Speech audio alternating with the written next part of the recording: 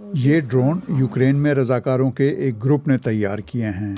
ये group Kyiv की रहने वाली कसीनिया केल्मस ने बनाया है। पहले वो फूल बेचती थीं। उन्होंने बीबीसी की यूक्रेनियन कास्ट को बताया कि वो गुलफरोश से ड्रोन साज कैसे बनी।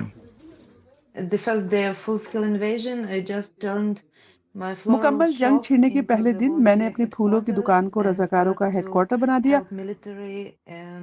और फौज और शहरियों की मदद करने लगी। मैंने कीव में इंजीनियरिंग का कोर्स पास किया और फिर पायलट ट्रेनिंग का कोर्स किया और फिर मैंने रज़ाकार जमा किए और हमने 8 इंच 10 इंच से शुरू किया। अब 13 इंच का ड्रोन बना रहे हैं।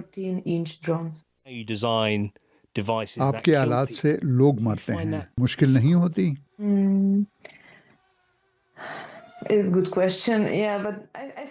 ये अच्छा सवाल है। हाँ, मेरे ख्याल में मुझे कोई मुश्किल नहीं होती। मैं जीना चाहती हूँ और चाहती हूँ कि मेरी फैमिली भी जिंदा रहे।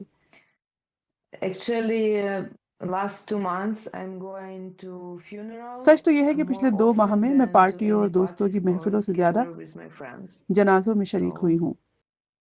तो मुश्किल नहीं होती, मगर हाँ, अफसोस होता है।